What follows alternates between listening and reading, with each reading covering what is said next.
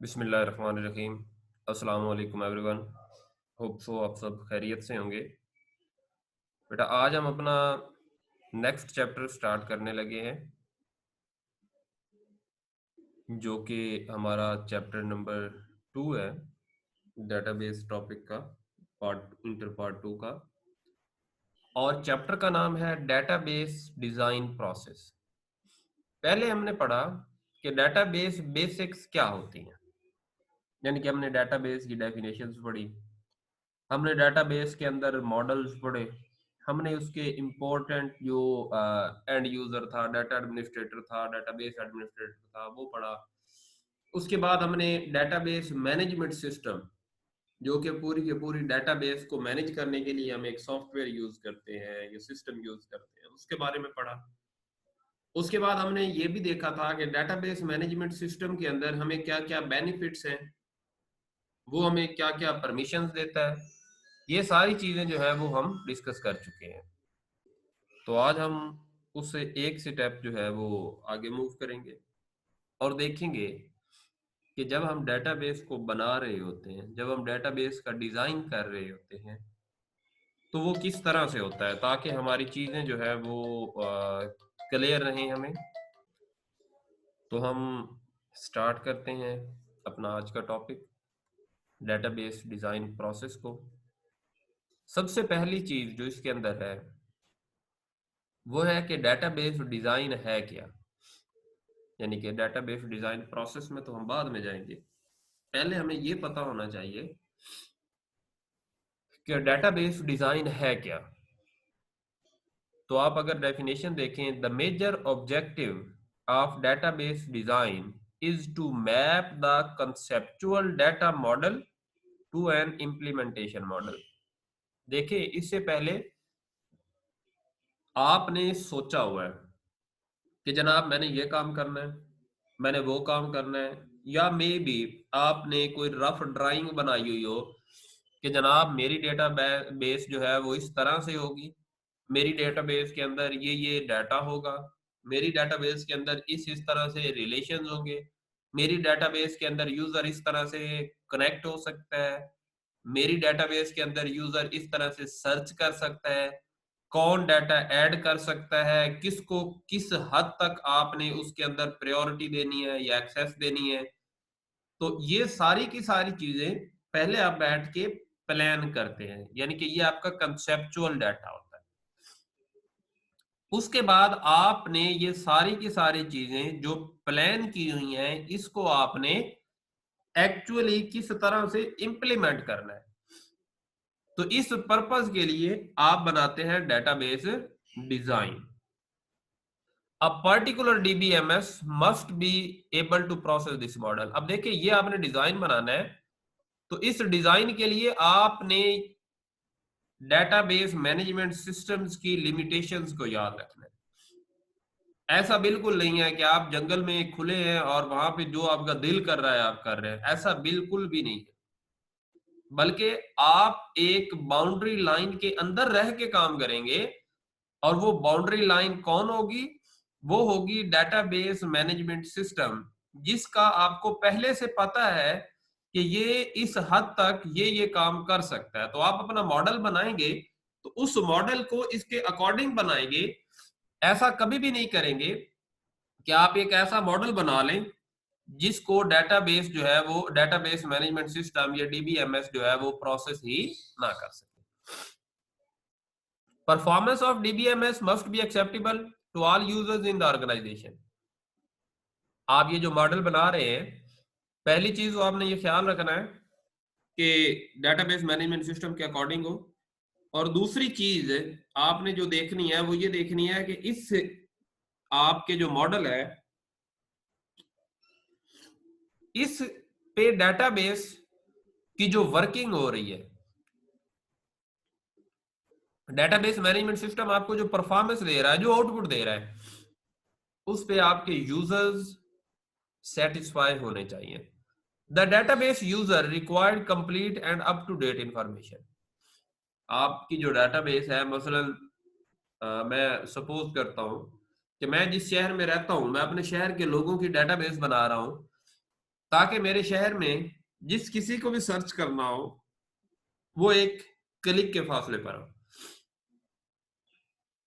तो मुझे ये जरूरी है कि मैं टाइम टू टाइम चेक करता रहूं उनमें से किसी ने अपना एड्रेस, मोबाइल नंबर या कोई इस तरह की चीज चेंज तो नहीं की, या कोई मेरे शहर को छोड़ नहीं गया।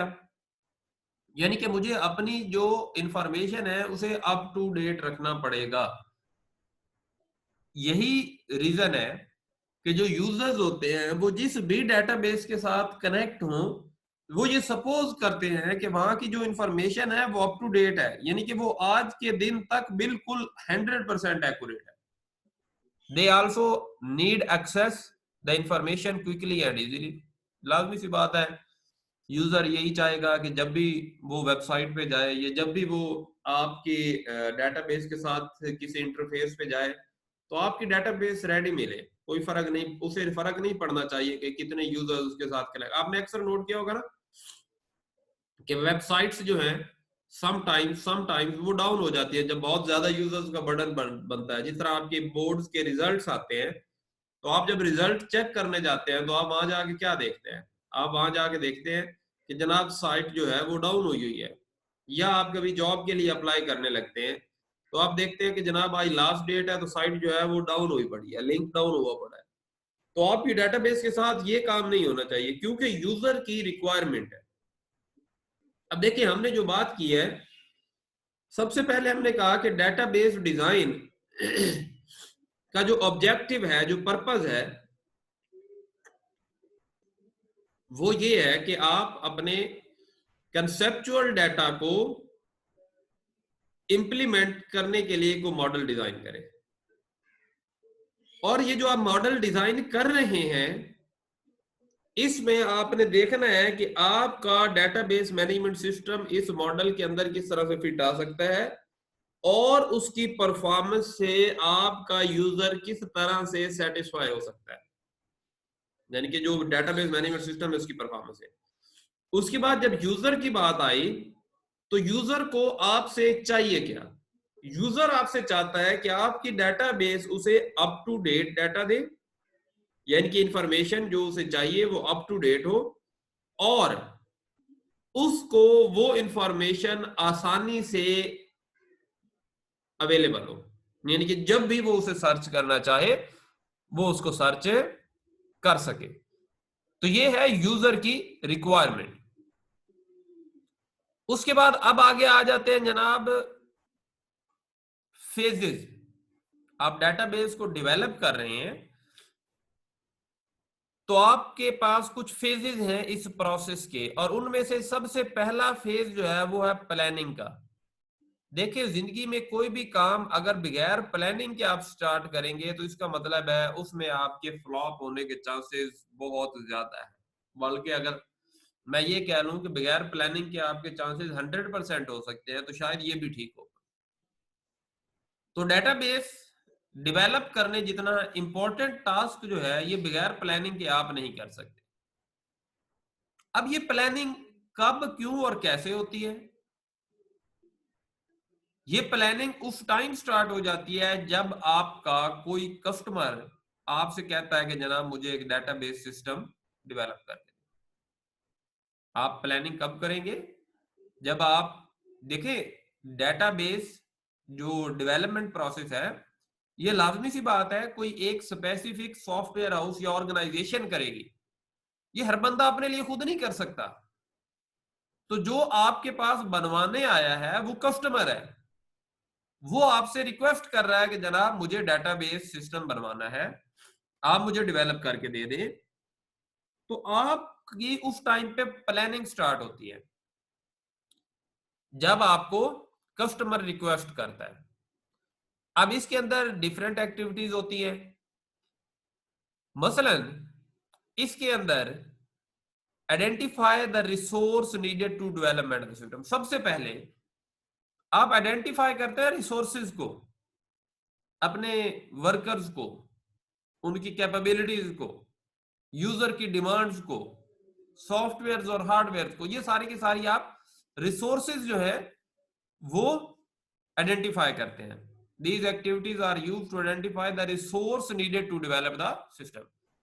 It also identifies the time limits for completion of the system.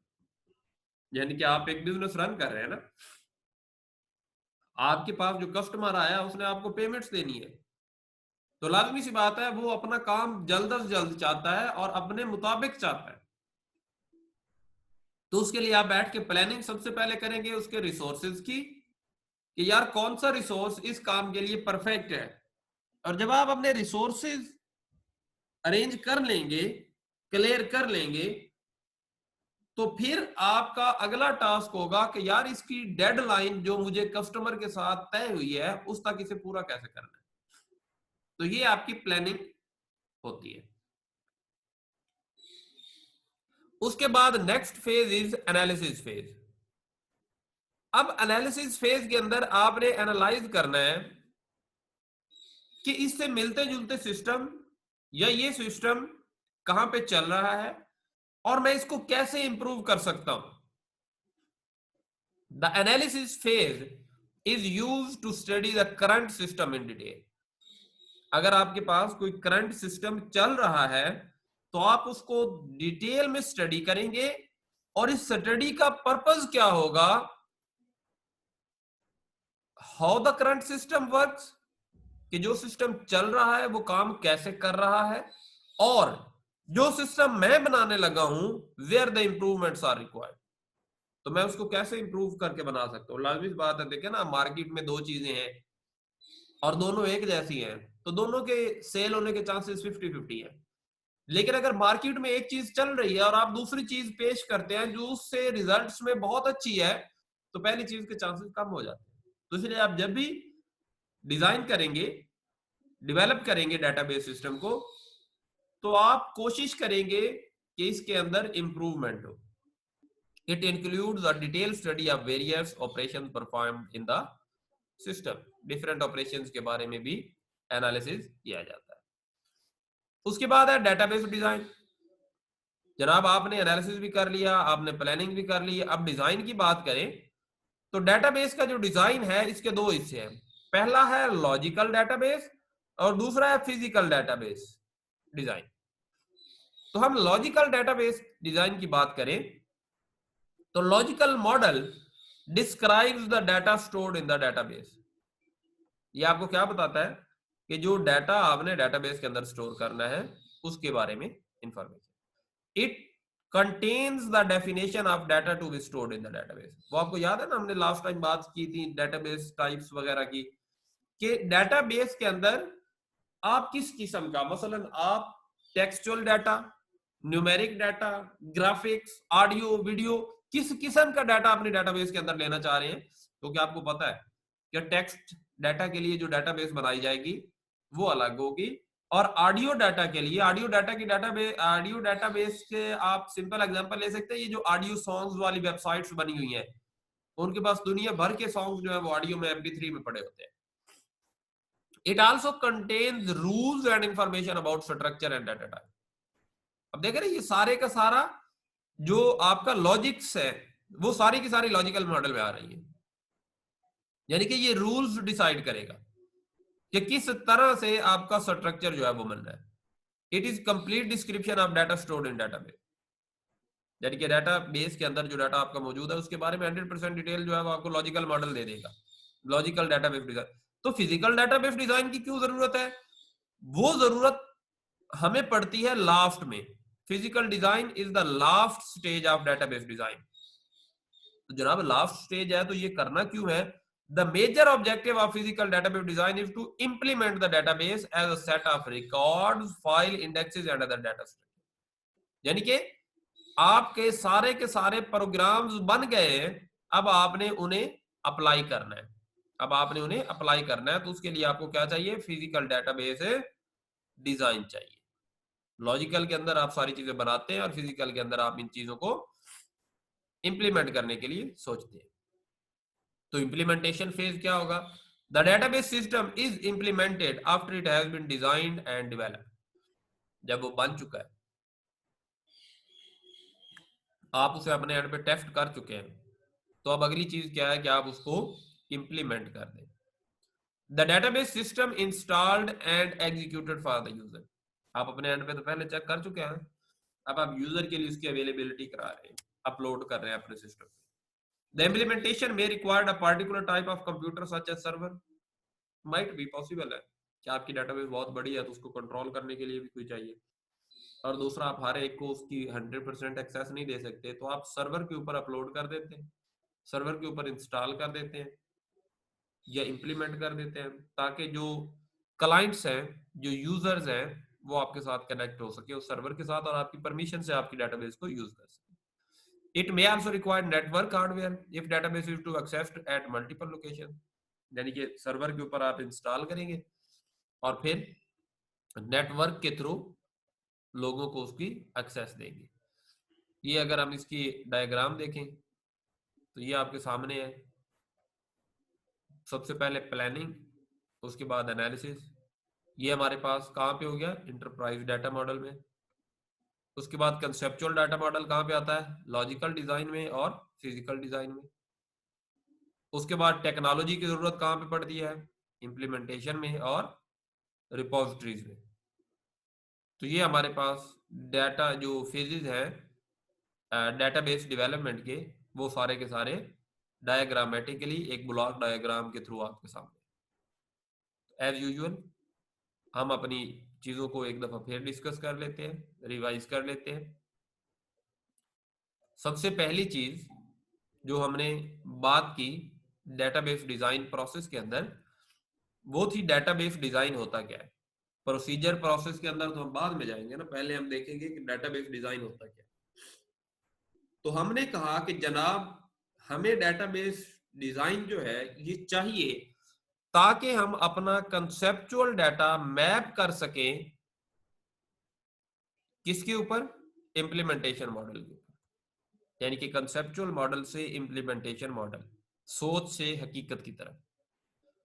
और इस मॉडल के अंदर क्या होना चाहिए कि डेटाबेस मैनेजमेंट सिस्टम को एबल होना चाहिए से प्रोसेस करे, और आपका यूजर मुतमैन सेटिस्फाई होना चाहिए डेटाबेस मैनेजमेंट सिस्टम की परफॉर्मेंस से जो वो इस मॉडल पे दे रहा है।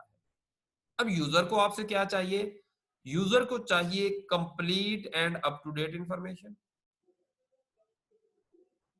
और उसके अलावा वो चाहता है कि वो डाटा तक एक्सेस कर सके, इंफॉर्मेशन तक एक्सेस कर सके आसानी से और स्पीड से, यानी कि क्विकली एंड इजी। उसके बाद अगर हम इसके डेवलपमेंट प्रोसेस के फेजेस देखें तो पहला फेज आता है प्लानिंग का। जब आपसे कस्टमर रिक्वेस्ट करता है कि आप उसके लिए डेटाबेस डेवलप करें, तो आप प्लानिंग स्टार्ट करते हैं, और प्लानिंग में सबसे पहले होता है रिसोर्स, और उसके बाद उसकी टाइम लिमिट्स कि कब तक कंप्लीट कर। दूसरा फेज है आपके पास एनालिसिस फेज। जब आपके पास ऑर्डर प्लेस हो गया, आपने प्लानिंग कर ली, तो आप क्या करेंगे कि जो सिस्टम को या उस सिस्टम के रेलिवेंट जो सिस्टम है उन्हें स्टडी करेंगे। उन्हें आप क्या करेंगे, स्टडी करेंगे। स्टडी क्यों करेंगे, ताकि आप जान सके जो चीज आप बनाने जा रहे हैं वो किस तरह से काम करती है, और उससे मिलती जुलती जो चीज पहले बनी हुई है उसके अंदर कहां पे इंप्रूवमेंट की जा सकती है। ये हमारे पास है उसका सेकंड प्रोसेस है।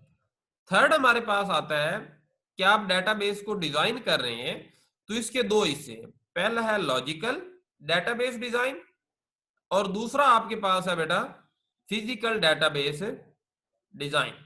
लॉजिकल के अंदर सारी की सारी लॉजिक्स की बात हो रही है, यानी कि ये डिस्क्राइब करेगा how the data stored in the database. ये इसके पास डाटा की डेफिनेशंस होंगी, उसके अलावा इसके पास रूल्स होंगे किस चीज के लिए, स्ट्रक्चर और टाइप ऑफ डाटा के बारे में। सादा लफ्जों में हम ये कह सकते हैं कि ये कंप्लीट डिस्क्रिप्शन है डाटा की, जो स्टोर होगा आपकी डेटाबेस के अंदर, उसकी कंप्लीट डिस्क्रिप्शन है, कंप्लीट डिटेल है लॉजिकली। फिजिकली उस डाटा को कैसे इंप्लीमेंट करना है वो फिजिकल डेटाबेस डिजाइन करेगा। ये लास्ट स्टेज है, और इसके जो ऑब्जेक्टिव्स हैं वो क्या क्या है, वो है implementation, implement the database as a set of records, files, index and other data. Indexes का आपको याद होगा, लास्ट टाइम हमने बात की थी कि हम सर्च करने के लिए इंडेक्सेस को यूज करते हैं। उसके बाद हम इंप्लीमेंट जब करते हैं अपने डाटा को, तो जब हमारे पास डिजाइन भी कंप्लीट हो गया और उस डिजाइन के अकॉर्डिंग हमारी डेवलपमेंट भी हो चुकी है, तो हम क्या कर देंगे, इंप्लीमेंट कर देंगे अपने डेटाबेस मॉडल को। The database system is implemented after it has been designed and developed. पहले हमने उसको डिजाइन किया, फिर उस डिजाइन को हमने कंसेप्चुअल डाटा से एक्चुअल डाटा की तरफ आए और डेवलप कर लिया। अब जब डेवलप कर लिया तो हमने उसे इंप्लीमेंट कर दिया। The database system installed and executed for users, ठीक है, यूजर्स के लिए अवेलेबिलिटी, और ये नॉर्मली सर्वर टाइप के ऊपर इंस्टॉल होगा, ये इंप्लीमेंट होगा। और अगर यूजर हमारे डिफरेंट लोकेशंस पे हैं तो हमें नेटवर्किंग करनी पड़ेगी, हमें रिक्वायर्ड होगा नेटवर्क हार्डवेयर, हमने नेटवर्किंग करनी है ताकि हमारा यूजर, मसलन इसकी बड़ी सिंपल है कि हमने लास्ट टाइम भी एग्जांपल ली थी, आपका जो रिजल्ट बोर्ड की वेबसाइट पे होता है वो बोर्ड की डेटाबेस के अंदर मौजूद होता है, आप उसको एक्सेस करते हैं वाया इंटरनेट। तो इसका मतलब है कि इंटरनेट का जो नेटवर्क है उसके थ्रू आप उस सर्वर के साथ कनेक्ट हो रहे हैं जिसके अंदर आपके रिजल्ट्स की डिटेल है मौजूद है। उसके बाद अगर हम इसको डायग्रामेटिकली देखें तो इस मॉडल के अंदर सबसे पहले प्लानिंग क्या होता है और उसके बाद एनालिसिस होती है, और इन दो चीजों को आप क्या कहते हैं, इंटरप्राइज डाटा मॉडल। उसके बाद कंसेप्चुअल डाटा के अंदर लॉजिकल और फिजिकल डेटाबेस डिजाइन बनाते हैं आप। लॉजिकल और फिजिकल क्या होते हैं इनके बारे में हम डिस्कशन पढ़ चुके हैं। जब हमारे पास प्लानिंग भी होगी, एनालिसिस भी हो गया, कंसेप्चुअल डाटा के डिजाइन मॉडल भी बन गए, तो हमारे पास टेक्नोलॉजिकल मॉडल आता है। और टेक्नोलॉजी मॉडल क्या है, उसको इंप्लीमेंटेशन कैसे करनी है, और डेटाबेस की जो रिपोजिटरीज हैं उनके बारे में। तो ये हमारे पास है उसकी पूरी की पूरी यहां पे डिटेल बन जाती है। आप एक दफा दोबारा से इस डायग्राम को अच्छे से अगर देख लें ताकि हमारे जो डाउट्स हैं डेटाबेस मॉडल के अंदर वो क्लियर हो जाए। मसलन आप इसको देखें तो ये साइड पे इसके जो डाटा मॉडल्स की डिटेल लिखी हुई है, ये डिटेल आपने लाजमी याद रखनी है ताकि बाद में जब आप कभी इसको यूज कर रहे हो तो आपके काम आ रही हो। और आपके माइंड में शायद क्वेश्चन आ रहा होगा कि यार ये डेटाबेस रिपोजिटरीज का क्या मतलब है। तो बेटा ये डेटाबेस के अंदर इंप्लीमेंटेशन के बाद जो स्टोरेजेस है आपकी, जो उसके अंदर आपने स्टोर किया हुआ है, ये उसके लिए यूज हो रहा है कि आपकी डेटाबेस के अंदर डाटा जो है वो अवेलेबल पड़ा हुआ है, स्टोर पड़ा हुआ है, ये जखीरा पड़ा हुआ है सादा लफ्जों में। तो बेटा ये था हमारा आज का टॉपिक, डेटाबेस डिजाइन के बारे में, डेटाबेस डिजाइन प्रोसेस के बारे में। इंतहाई इंपॉर्टेंट टॉपिक था, अच्छे से इसे रिवाइज कीजिएगा। होपफुल आप लोगों ने टॉपिक के साथ अंडरस्टैंडिंग की होगी। अगर क्वेश्चंस हो तो जरूर डिस्कस कीजिएगा। थैंक यू बेटा।